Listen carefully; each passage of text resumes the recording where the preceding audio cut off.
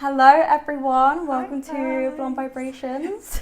Today we're tuning in with Eleni Drake. Welcome. Hello, thank you very much for having me. That's okay. We really just got really comfortable with each other. Now we're having to say hi after we've just trauma bonded over apples. So. Sorry, I just snorted, so it's fine. It's fine. Deep breaths, everyone. We've got this. We're joining you today on. During the notes, we've said in a very autumnal feel. Mm-hmm. I mean, you can't really tell outside right now because it's seeming like it's the start of summer again. Absolutely. But we are all in knitwear and you are in thermal tights. So I suppose I am. We are preparing for autumn. Yeah, too soon. Global warming, baby. It's real. If it's a random day for it not to be like, I don't think you need to beat yourself up over being dressed for autumn. No, I won't. I will not. This weather's confusing, okay? Own the choices, it's fine. Listen, I wasn't thinking that when I was on the tube and on the bus. That was not okay, but it's cool. It's cool in the room. It's fine. I've taken off like 16 layers. It's fine. You'll be okay. Yeah, maybe. But it kind of feels right that we're talking to you at the start of autumn. I feel like that's the vibe that your music has. Thanks. Do you agree with that? Yes. I feel like it's shifted from like kind of summery music to autumnal music. Don't really know why, but maybe it was because one of the albums was called Surf the Sun, and this next one is released on 31st of October. Mm-hmm. That could be it. But I just feel like musically as well, I don't know, it seems a bit more slow, moody. Yeah. I like the thought that you're going through the seasons like somewhat accidentally, but also like naturally. Like the seasons are happening to you and your music, and there's nothing you can do about it. And your next project is going to be winter. It's going to next album, winter special. Exclusive. Yeah, I love that. Yep. But you actually began singing and writing from a very young age. So at what point did you start to feel comfortable showing your music to someone else for the first time? Well, I must have been really young. So my cousins, who are a little bit older than me, used to have like loads of CDs of like soundscapey things, and I used to just like write poems over that. And then I used to attempt to sing over them as well, and then I would show them to my mum and my grandparents. My grandparents don't speak a word of English, and my songs were in English. And they were all very unimpressed. You know that whole like parent thing where they're like, "Woo!" That's what was kind of going on. And then, but how are they to understand it? Oh, the grandparents, no way. My mum was kind of like, "Okay, bravo," and I was like, "Yeah, nice." And then I found those like little letters like 10 years ago. Horrendous, absolutely. What was I writing about at like 8? I want to know. You probably felt those things really deeply at the time, though. It was a crazy time at 8 years old. Why are we defending your own inner child? Be nicer to her. Being 10, it's just a tough time for everyone. Yeah. So that would probably be the first, and then it took me a while to actually start showing people proper music after that. I must have been around 18 when I went to university, and we had to show people music. But what I used to do, which to be honest is kind of diva behaviour, and not in the good way, in the shit way. Sorry, I don't know if I can swear. Yeah. I used to wait until the end of the lectures, and I used to, when everyone had to like perform and play everything in front of like a class of 200 people, I used to just in front of my lecturer, because I didn't want other people to hear it, because I thought I was that bad. I really respect that. Thank you. No. My lecturers usually were very nice about that, because they were like, "Wow, you have crazy issues." But yeah, some of the lecturers were not so nice about it, and they were like, "You need to get a grip," and I was like, "Too fragile for this." So yeah, that's a true story. I used to just perform in front of one person, which was my lecturers.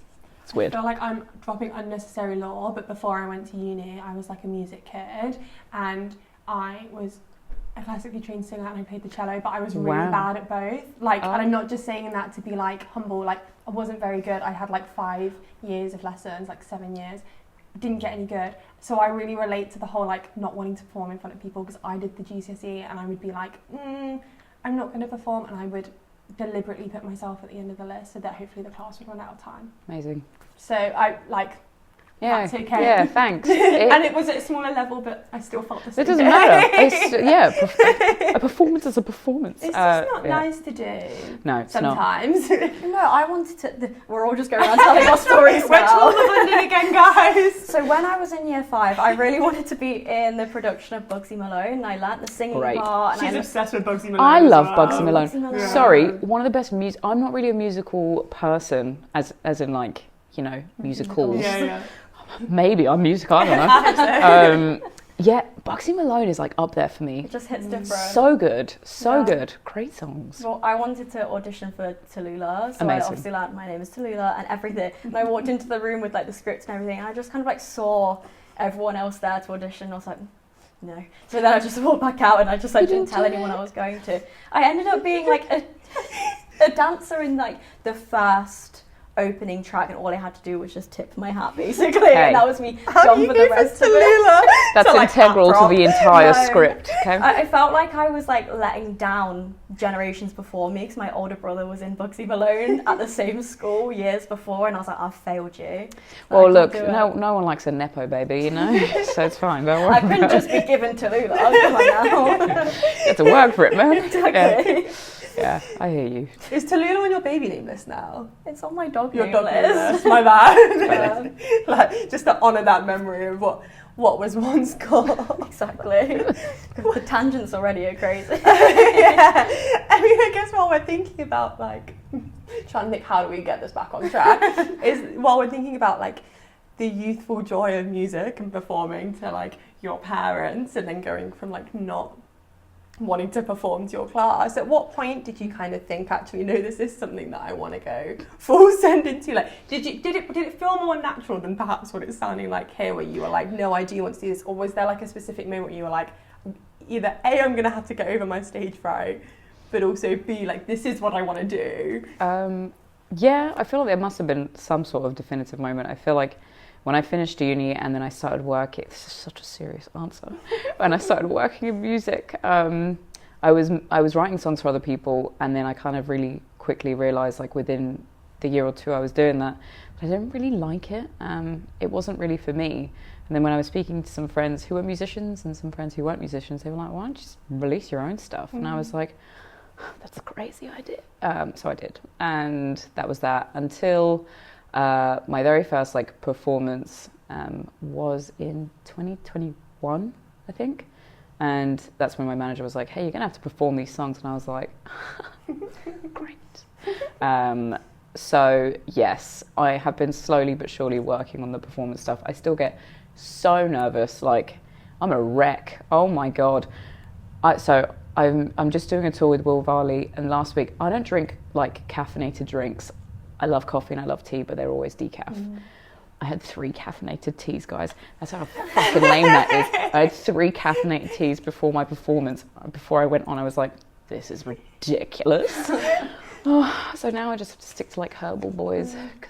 So rock and roll. I know, man. God, because I don't drink, so it's just like teas and biscuits and that, and Lots sit in a of corner. sugar. No, I think I'd get like a sugar rush. Oh my God. It's a really lame ritual. Just sit in the corner with like water, tea, and like a couple of biscuits, talk to myself, and then, you know, hope for the best. It's a sustainable way of doing it. That's though. true. I think so. There's longevity. Yeah. Oh God, I don't know if the anxiety is healthy, but it's okay. We're working on it.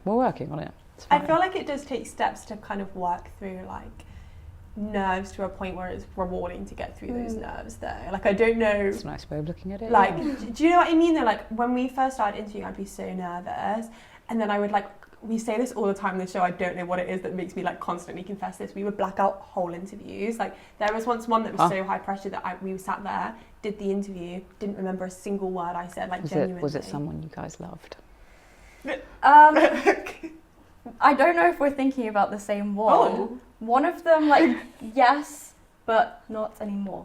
Like, that is all I will say to that effect. And then the other one that I'm also thinking about is, like, it was, we knew the person kind of personally, but it had been like one of those ones that it was so hard to get booked in, and then we kept getting messed around before it happened.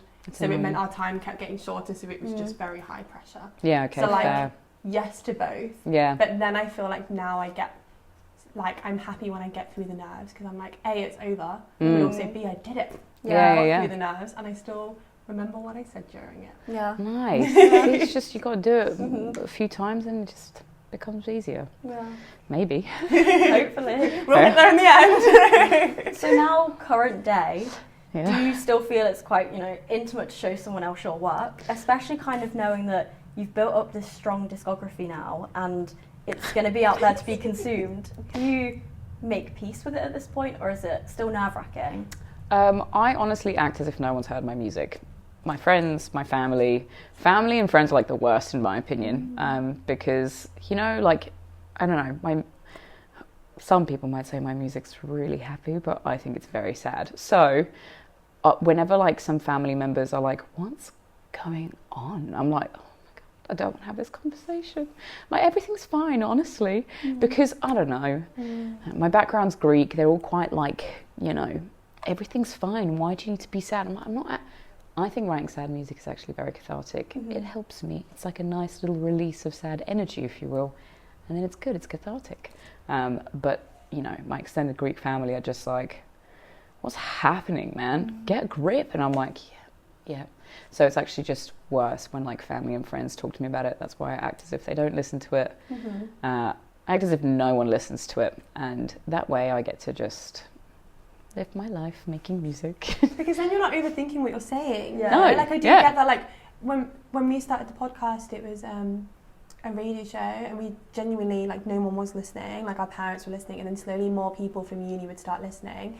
And then I think, like, luckily we kind of just always took it with a pinch of salt. We were like, oh, they're only listening to make fun of us, whatever. And I'm so glad that we don't really think about who watches or who listens, because I think you'd start censoring yourself, or you'd start like Absolutely. thinking, oh well, this, I actually don't want like my auntie to hear me say this, so I'm not going to say it. And I'm like, but where's the fun in that? Yeah. And like, who are you doing it for? Yeah. You're doing it for yourselves. You're doing it for people who want to tune in. And, no one really kind of got anywhere from just always constantly being concerned about other people, other people's thoughts. Because, you know what, I'm almost 100% certain that if loads of people heard my music, so many of them, probably the main majority of them, would be like, turn this off, oh God.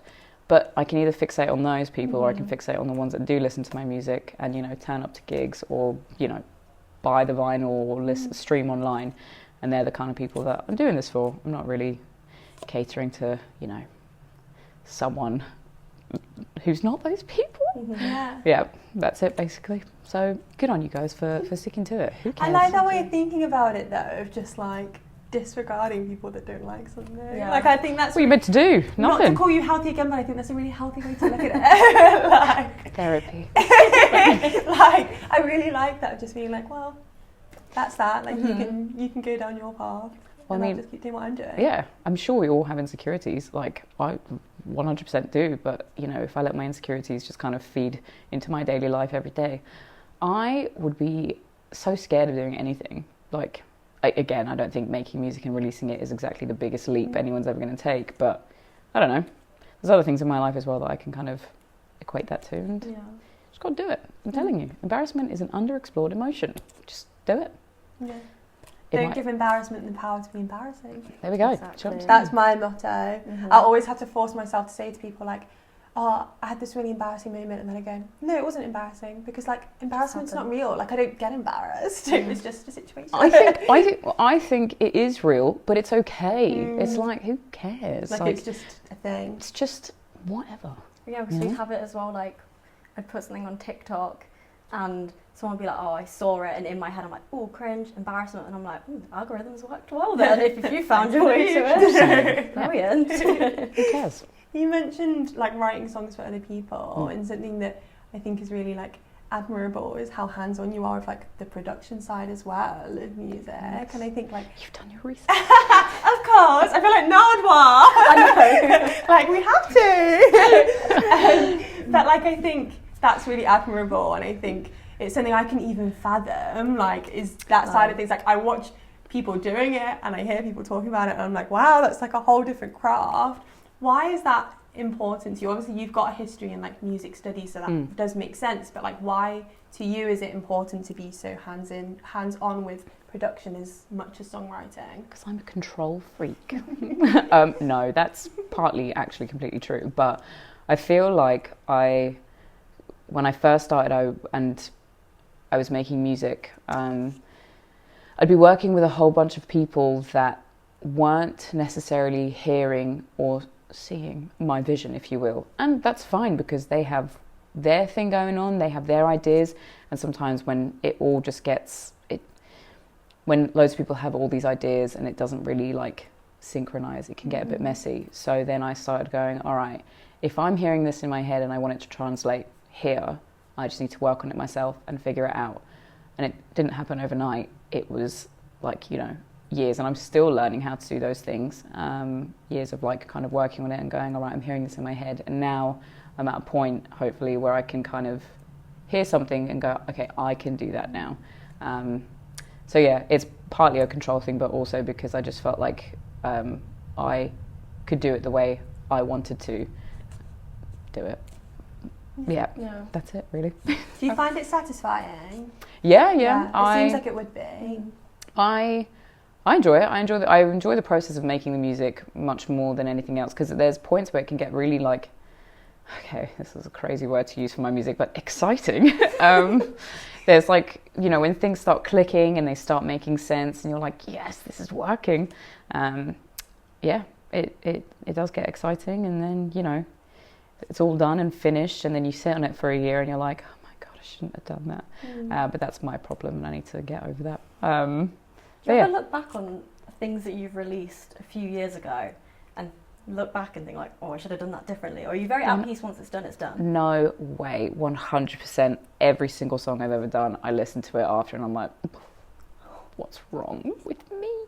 But I think that's from like progressing maybe as a musician or as a songwriter or as a producer, and then hearing things I did, 2, 3, 4, 5 years ago, and I'm like, oh my goodness. But I had like this moment earlier on in the year where I told my manager, just take everything off of Spotify and Apple Music, take it all off. Like, let's just have this album be the only thing on there. And he was like, you're nuts. And I was like, why? And he was like, because it shows progression, okay? Get over yourself. And he's actually very nice about it, and that's not how he said it at all, but the sentiment was there. And I was like, yeah, you're right. And then I really did like think about that. And I was like, yeah, that is true. Like, I started from here and then, worked my way to there. And it's nice to hear that progress, even though it makes me cringe and I get embarrassed by it, but it doesn't matter. We have such a similar thing with all of our old radio show episodes. Some of them are still on there, some of them have been taken down. They're all gone now. Well, they're all archived, they're not deleted. For a long time they were all just there, and I don't think we quite realised everything that we'd said in all of the episodes before, and sometimes we'd go back and... Not that we were saying anything controversial, but more like we were like doxing ourselves and like giving out way too much information about our lives. Yeah, we would let's stay safe on the internet. Where I went to uni, the fact that where we lived in proximity to uni, where we were going, it was crazy. Doing? Guys! We didn't think anyone was listening, and then we would upload it to streaming platforms. We didn't think anyone was listening. And then we'd get like a DM from someone like who like was from far away, being like, listen to everything. We're like, what have you listened to? That like we had a week all about like going to see the French Dispatch, and we'd just go into like detail about that, and like when we went to Paris, everything was just on there all the time. I think we even spoke about Paris before we went to Paris, and then again we did another episode when we got back from Paris. Like, everything's on there. And it's like, at a certain point we have to take it down because yes, like you say, doxing and like there's a bit too much of you that can be online. But in a general sense, it was nice to see that there's radio us as babies, and now there's us that is more professional. It's just like we've still got like old vlogs up. Yeah. That's my version of like, we don't have the old episodes, but we've got like our first ever festival vlog, and I'm like, that's really cringe, that's really gross, but also like that's really nice that it's out there. And that was like, when we posted that, and it goes the same with your old music, is that like when we posted that, we thought we were like the coolest people ever. Yeah. And we were like, wow, like this is I did so not cool. think I was the coolest person ever in my life. It when you posted it. Otherwise you wouldn't have done it. No? You know what? This is a really interesting like thought, because I ask myself this as well. I'm like, well, if you don't like your music that much, then why are you releasing it? And it's like, I don't know. And it feels like there's two people in my head like there's arguing. Probably someone in there You did like that when you posted it. Yeah.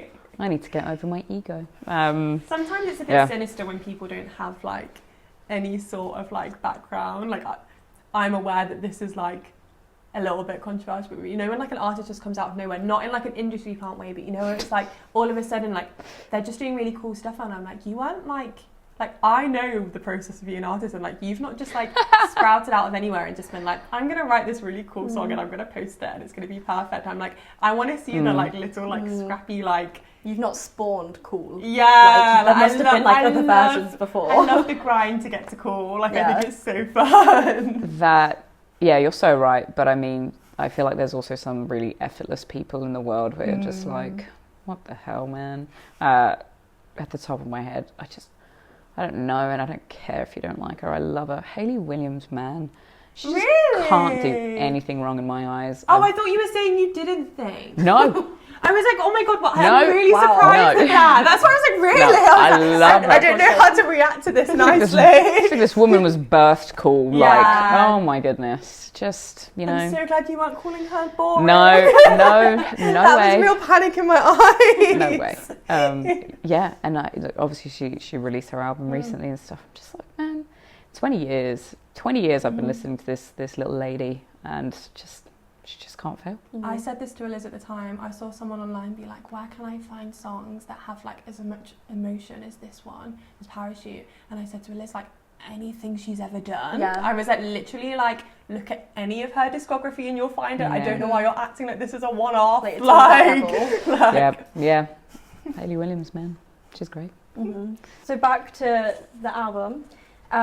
You opened the door to more collaboration on the production front for this one. I did, yeah. What was that experience like? Well, I feel like it was very, very easy, and it's, you know, it should be noted that Frank Colucci, the guy who co-produced it with me, is one of my best friends. So, you know, he knows me very well. He knows how, like, pedantic I am, and he knows how much I treat things like my baby. So he's really, really good. And the great thing about Frank is it's kind of like we read each other's minds. Like when we've just finished something, I'm about to say, oh, we need to change this, and he just does it without me saying anything, and I'm like, or I'll do the same thing, like vice versa, or I'd think something and I'd say it and he'd be like, I was just thinking the same thing, yeah, let's try it. So literally not one bad thing to say about the entire recording experience of this album, because Frank and I were just so in it together. It was great. So I feel very lucky that the first person I worked with on an album is actually worked out so well. The synchronicity of best friendship, like, is an emotion like no other. Like, I feel it so much. Like, do you know what I'm saying? That is like one of my favourite friendship traits. I feel like the only other person in our team is editor Becky, and like again, like having like a friend do that, like you can like trust everything. Yeah. It's like, you know, everyone's intentions are good. You all think the same things. Like, I think people really forget that when they're like expanding, like, I guess their like work circle. Like, even if you do have differing opinions about something, there's that trust to say it. Yeah. I feel a bit nervous about going in this direction because there's this person I don't know, and I don't know how we're gonna like work with each other. So I guess, does that mean that you didn't really feel you had to let go of the control that you like having because there was this person that understood? Yeah, definitely. But it also was something that I wanted to work on as well, like, because I don't want to live my whole life. I feel like I let other people like take control of so many other things in my life in a, you know, normal way, and I'm like, yeah, that's okay. Like, happy to share, happy to do whatever. When it comes to music, I feel like I'm so like about it. That was a hug, by the way. So yeah, working with Frank, it was really easy, but I also really wanted to work on the fact that I wanted to let go of some things, and like, or he'd make a suggestion that wasn't my suggestion, and I'd be like, well, that makes perfect sense, 100%, let's do that. I feel like I'm proud of myself for that, because, you know, had that been like 5 years ago, I'd have been like, no way. Frank's older, he knows what's up, he's a phenomenal musician and producer, why wouldn't I trust him? Yeah. You know? Because it can be really scary to let people in every way possible. And yeah. I think it's really like admirable having heard all of your steps Yeah. Thank you so So much. we've done that. Like, a girlies. round of applause. Thanks, guys. Is there anyone that you'd want to collaborate with now? Maybe not just production, just in general. Is there anyone that now that you're open to it? We've already spoken about. Yeah, no. I feel like there's a whole list. Hayley Williams. My goodness. There's not really. This is what I was telling you guys about. Someone asked you this question, you're like, I don't know. There's other musicians in the world. What do you mean? That wasn't even a planned question, so like we couldn't have even given you the heads up. I'm sure there are so many. At the top of my head, it would obviously be Justin Vernon. Oh my goodness, I love everything that man's ever done. Yeah, guys, I promise you, there's so many more. I feel like it's been Hayley Williams for a long, long time, but yeah. That's a good answer. I would really love to see I think so that. too. Yeah. Do you know what I'm saying? Like, what do we have to do to make that happen? I don't know. I feel like something has to explode on TikTok or something. I'm not too sure. It's so not my world. E-campaign. Yeah. Yeah. We're not making you. It's not your homework. It's fine. Yeah, that's fine. I'll do it. Oh no. No, it's fine. Let's get better at that stuff. It feels like we've threatened you. It's like, you need to advertise yourself for Hayley Williams. I'm doing this for Hayley. So now we're going to go into the agony aunt section. This is dilemma questions sent in by your listeners. Amazing. Do you think you're quite good at giving advice? I have my moments. Okay. I feel like I can be really good, and then I shock myself. And other moments, I'm like, I can't give advice. I can't even take advice. So mixed bag. I'm interested to see like what you have to say. To be honest, Me you too. really have the aura of our old housemate. Yeah. Really, I've been thinking the yes, same thing. and I love hearing her answers to things, so I'm really interested in this as way. well. What are they like? Like you. Oh dear. In a good way. Yeah, as in we did like her, we didn't like kick her out of the house or anything. We don't know her anymore. And we were like, yeah, you remind us of our old housemate. Yeah. She's not around. Like, We're not in contact. It feels like she's back with us. I know, it's lovely. Nice. Is she still with us? she's present just far now. away. Okay, Yeah. nice. She's just Ah, distant. It's just Okay. normal. Oh, Yeah. wow. Wouldn't you be? Yeah, fair. Well, no. Yeah, but we're Are you here. You're from Cornwall? No. My ex is from Cornwall. Oh, ew. Ew. Oh, Fuck you're going to Cornwall. love the tea we have about this after this. That we tell every guest ever. No. Okay, let's go into it. Number 1. I'm in my late 20s and I've never dated anyone. How do I make it happen? Why do you want to make it happen? Oh, well, it depends. If you are looking for love or you're looking to have a connection with someone, I guess you've got to ask yourself a few things, like, do you put yourself in social situations where you can meet people? Because if not, then realistically it's not going to happen. Like going outside, socializing, that's about the only way that I feel like you're going to meet someone.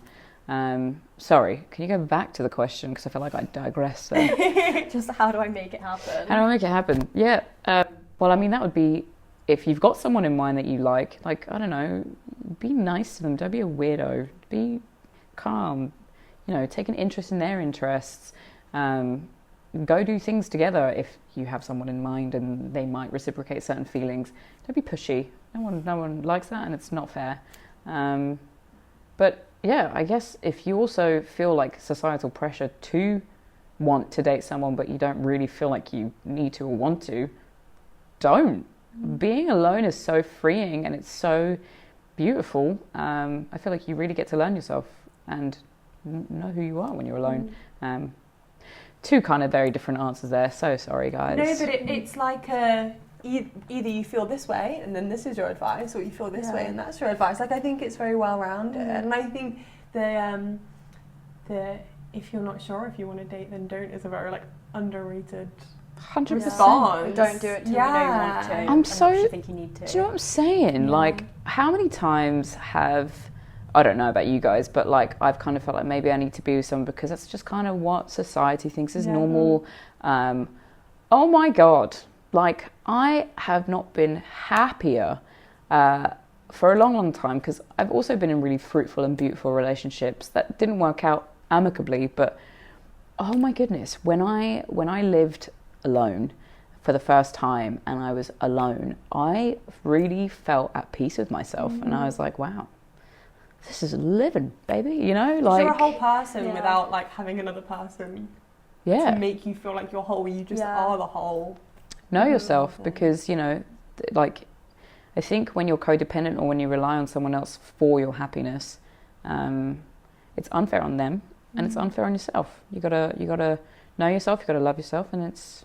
Sorry, I feel like that's just really gone off on a tangent on what that person actually had asked. No, it's good though. Yeah, okay, fair. And I also feel like, because at the beginning they said that they're in their late 20s, I don't think that means that there's an expiry date on when you can. Like, you can still No wait. way. It could be 30s, 40s, however long it takes if you do want to start that journey. Carrie That's Bradshaw. fine, yeah, 28 is Do you know what I'm so saying? young. Well, not Carrie 28, Bradshaw. late 20s, but however old you are. I don't know where I've got 28 It's giving from. like you've submitted this and you've just slipped up. Like 28. He's 28, or she. Yeah, also, like, it's fine. Of course it is. I feel like, ask yourself this question: would you rather be in a relationship with someone that you don't like, or would you rather be alone and love your life? Hello? This leads really nicely into the next question. Please. So I'm going to go ahead. I've started dating someone and she's great. We get along, she's funny and thoughtful, but I don't know if there's a spark. Do you need a spark to date someone as you get older, or does that spark become less of a thing? that's so deep. Okay, this is where I feel like my advice isn't good, because I go off of sparks. There is something to be said about a slow love, and something about a growing kind of love. You may not have felt it immediately, but you might be friends, I don't know, and something, you know, happens and you're like, oh my goodness, and it could just be like a slow progression. But I personally feel like a spark for someone pretty instantly. It's just, it might take me honestly a year or 5 to do something about it, but I've known that spark existed. I just never acted upon it until they were like, whoa, and I was like, oh, whoa too. So yeah, that's not great advice. Because I personally would want to feel a spark, but that's not to say that doesn't. What do you guys think? What do you guys feel? I also feel like this is a case in which I'm not well suited to give it. I love, and like my friends will know this, I love like a unexpected person shows interest, and then I'm like, yeah, you are actually the love of my life. And it's like, okay, well, you've known that person 5 years and you've never once thought of them like that, but now I'm like, yeah, there's a spark there. And it's like, no, I think they just like you, and that's so that's my I don't think I'm one to decipher whether it's that, because I think it's very hard to then distinguish what is a spark and what's just like a love bomb. Yeah, God. And what's just like someone liking also like the idea of you, and then you're just like, oh my God. I've liked the idea of someone before, or I've been in relationships where I've seen the potential in someone, and then I was like, well, what the fuck is this? Am I dating the potential of someone, a figment of my imagination, or am I dating the actual person standing in front of me? And they sucked. You suck. Like, oh God, what is that? And then you kind of just wake up one day and you're like, I guess I'm not going to enjoy the person that's made up in my head. I'm going to enjoy the person present and right in front of me. And they're not great. No. So, you know, that's my fault too. It's my fault for feeding into that, and my fault for not recognizing that. So, yeah. You're painfully preaching to the choir here. It's not good. Painfully so. I'm like, that whole time I was just out like, yeah, sometimes it hurts, because you're like, I don't do anything wrong. No, that is doing something wrong. You're also, because you're hurting your own feelings, but you're hurting theirs as well by continuing whatever it is that you're doing. So, yeah. But then this person is great. They get along. Remember, she's funny and she's thoughtful. Yeah. Like, this is the person on the other side. She's so nice. But do you need more than funny and thoughtful? I personally think yes. I would like a spark, because otherwise are they not just a friend to you? In which case, can't you just have a lovely friendship with them? Like, is this spark like the romantic thing? If that's not there, you're not feeling it for them, then that is the difference. I feel like, you know, if you want to be in a relationship, look at yourself in 50 years' time where, you know, be grateful that you made it that way. But also, you know, not for everyone, but for some of us, looks have faded. You know, certain things happen in our lives where we kind of recognize what's more important in our lives, this, that, and the other. Are you happy to be sat next to the person next to you? Are you proud of them? Do you enjoy their company? When sex is gone and when intimacy is not that much, do you still enjoy their company? Do you still thrive on laughing with each other and talking about life with each other? And if you can imagine that, then, you know, that's a great thing. That's a beautiful thing. And to me, that's what love is. Yeah, we're young, let's have fun. We're capable of doing that now. But, you know, when we're a bit older, it's not that easy to do certain things. What's left? So it's great that she's thoughtful and she's kind. Those are really stable and, like, important things in a person and to look for in a person. But it's other things as well. Does she make you a better person? Does she make you question some of your choices and make you go, oh, I want to try this, I want to do that? Does she ignite a fire within you sensibly, you know? None of this crazy stuff, man. Yeah, so I guess if that stuff isn't necessarily there, then do her a favour and do yourself a favour.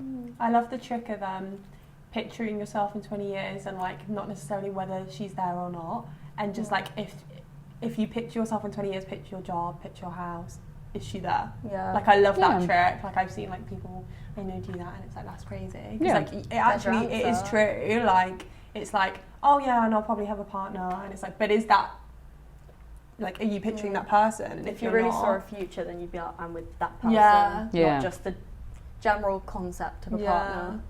Yeah.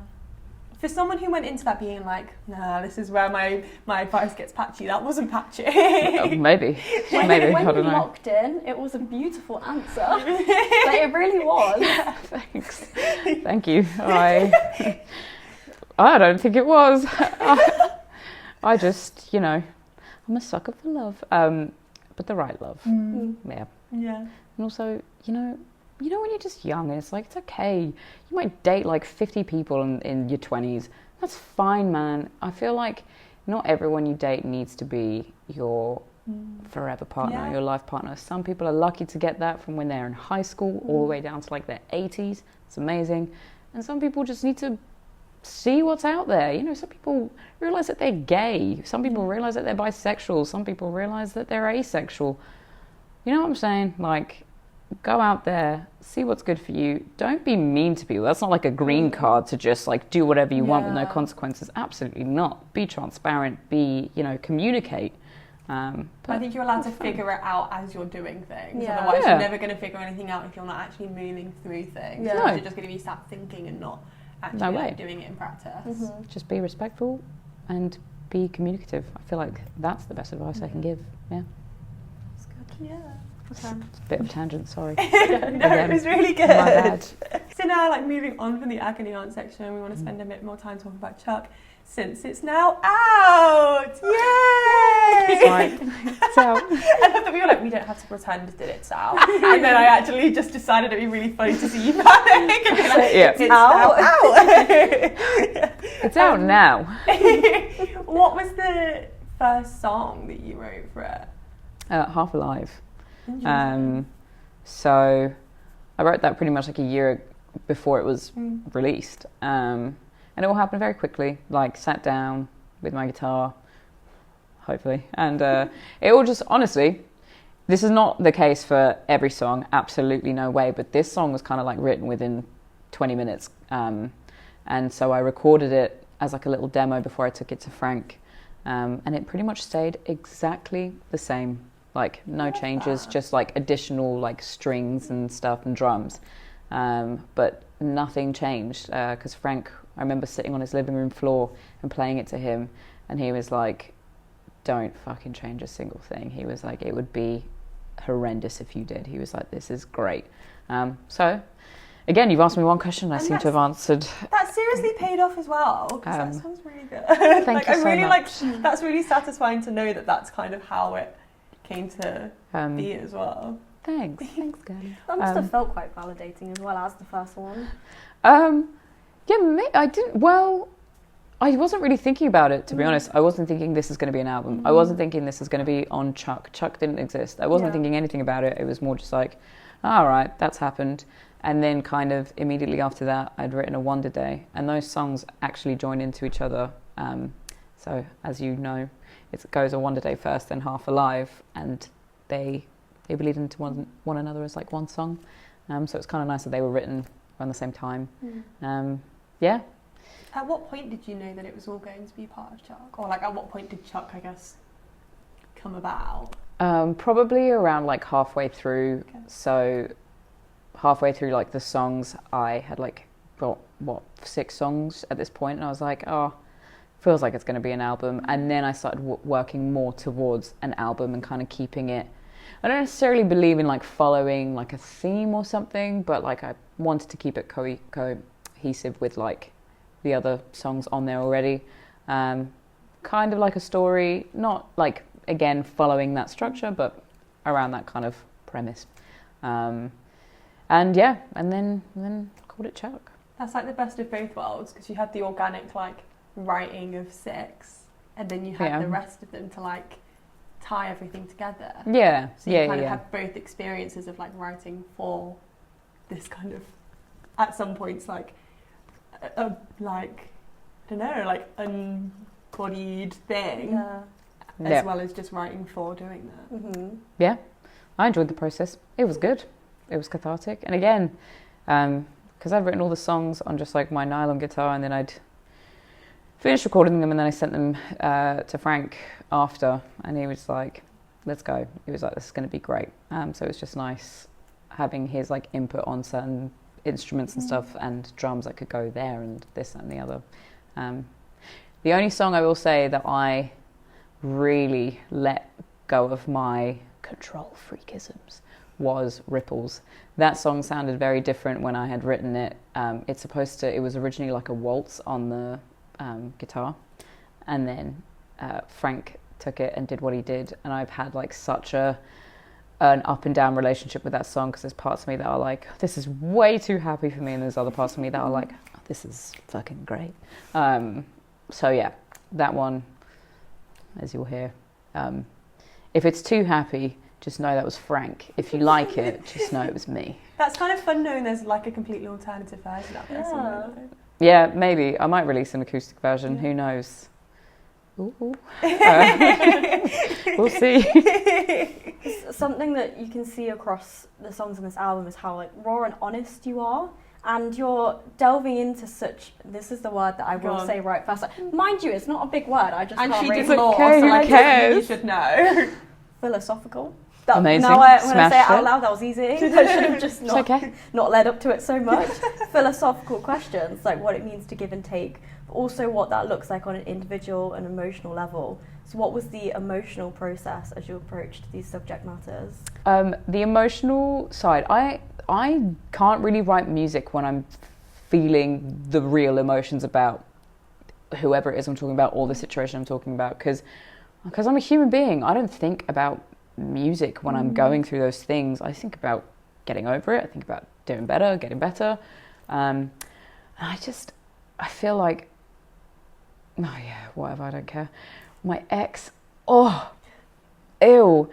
he actually makes me sick. That felt like a TikTok audio. That was unreal. He makes me sick. He's such a narcissistic, ugly piece of work, because he would talk about how he's feeling all these emotions, and then he'd immediately write a song. I'm talking in that exact moment, would write a song about it, or like, you know, something would happen and then he's instantly thinking of lyrics. I'm like, that's weird to me. It's monetizing almost off it. Well, I'm just like, how exactly? I'm like, I'm not thinking about music. I'm not thinking about lyrics. Jesus. You're just trying to process what you're feeling right now. Right. I just feel like it's like a normal thing. That happened months after, like months, nearly a year after. And it's like, I find that to be normal. Yes.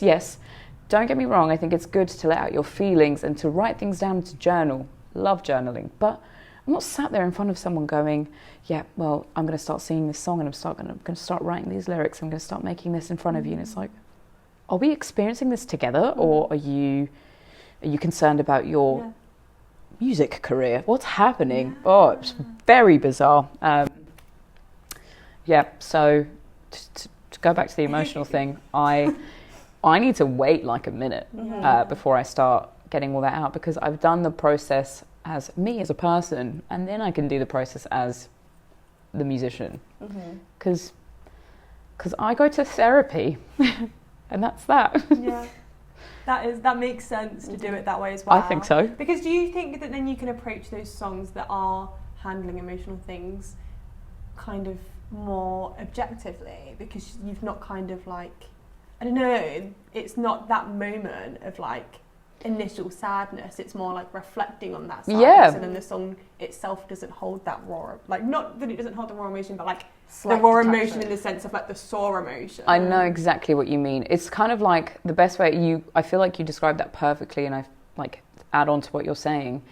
You know, sometimes when you're in a heated discussion, or it could be an argument, or even things that you've seen on TV or whatever, you know, there's always that, oh, I shouldn't have said that moment. Yeah. But then had you just digested it, and then it doesn't mean you're not angry or, you know, full of wrath or you're sad. It doesn't mean any of those things. But, you know, when you just take a moment in and you're like, okay, this is what's going down. And you're just kind of reading the room, you're addressing it, and then you address it. And then you're like, okay.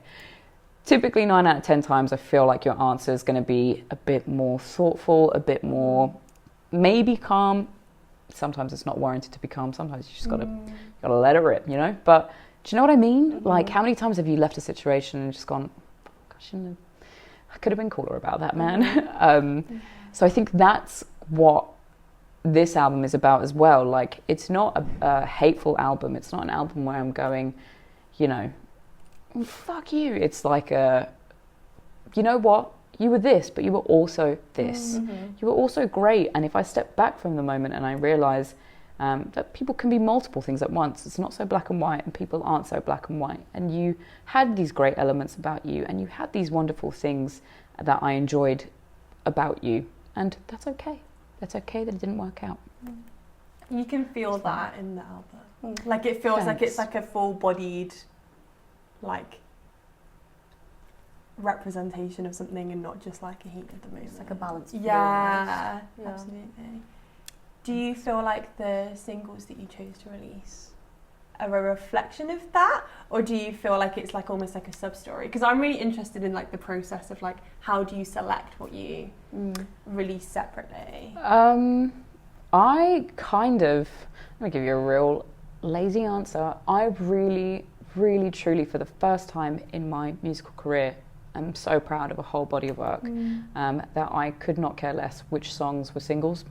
I kind of left that up to my manager and label, because I was like, I love all of them. I really do.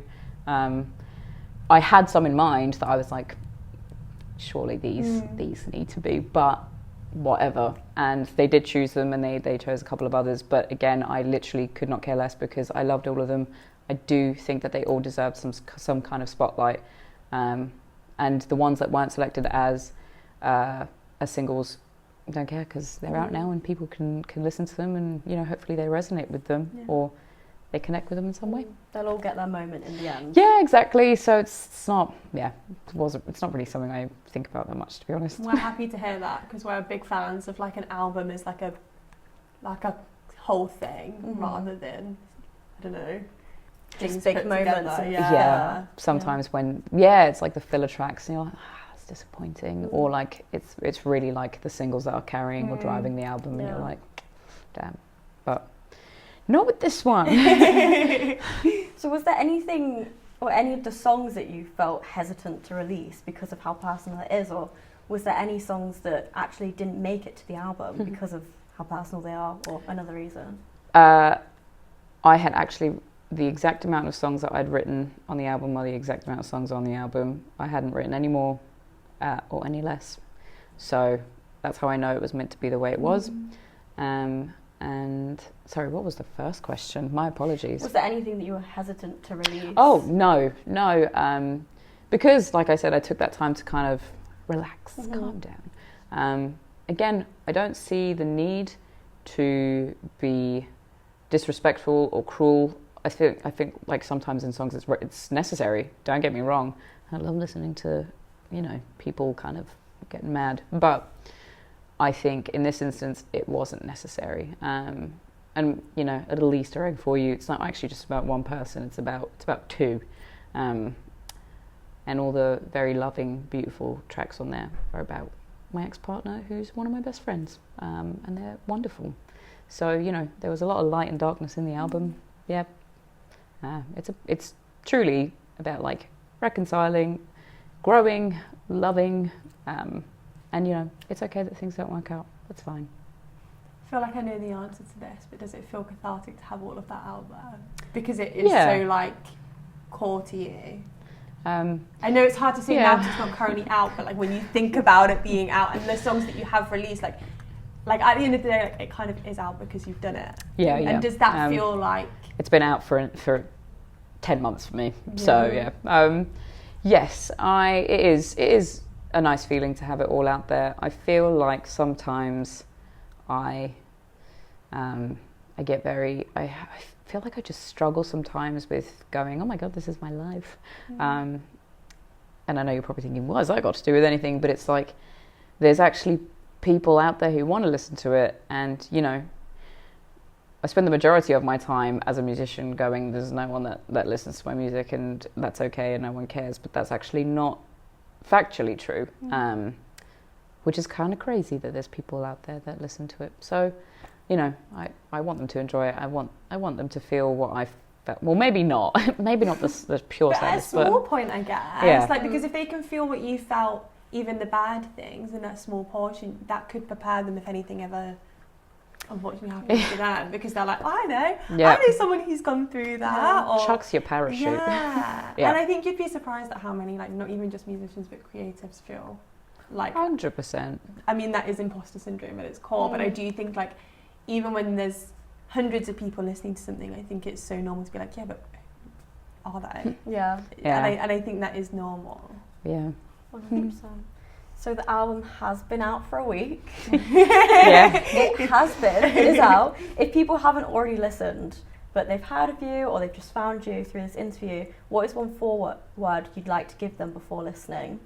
I would say, first go listen to it on your couch, close your eyes, enjoy it. Maybe the next one, go listen to it in the forest somewhere. Because it might get emotional, but it's good. It is. I've used this word like 16 times in this interview. It is just cathartic, in my opinion. So, yeah, that's it. Don't think that really answered your question. No, I think it did. Yeah, I think like that feels like if someone hasn't listened to it yet, they could take that and actually like keep that in their mind while they listen to it. And Eliz did predict you saying about a forest. I thought you'd mentioned the word forest. No, I should have written that. Like, actually, right here it says she is going to say forest. Yeah. There we go. Interviewer, no, psychic. Nice. Yeah, don't need to ask questions anymore. Damn. As part of tuning in, we ask artists to nominate 1 or 2 female artists who they think the listeners should tune into. Who should we tune into next, Eliz? I cannot possibly think about what your answer would be. This has to be all you. Okay, so just hand it over. Yeah. I actually, this isn't one of those scenarios where I'm like, I don't know. Nectar Wood. Do you know who she is? Yes. Love Nectar Wood. She is such a sick musician. Every time I see that girl just slapping that guitar and just singing so effortlessly, I'm like, what's going on here? What is this sorcery? And she's fucking killing it. She's great. She makes me so happy to listen to. Do you know what I'm saying? Like, I notoriously like very sad, slow music, and then when I listen to her, I'm like, okay, let's go. I'm sorry for that. She's great. I think she would have a great interview. I think she'd be so funny. So her, that's who I'm nominating. We would absolutely love to have her on Tuning It. 100%. So I hope we can make that happen. Yeah, we can try our very best. Yeah, she's great. You did it. We've reached the end. You did so well. We're on. Thanks for coming on. Thank you so much. And thanks for listening. So oh yes, thank you so much. Listen to the album. Yes. Thank you. Bye.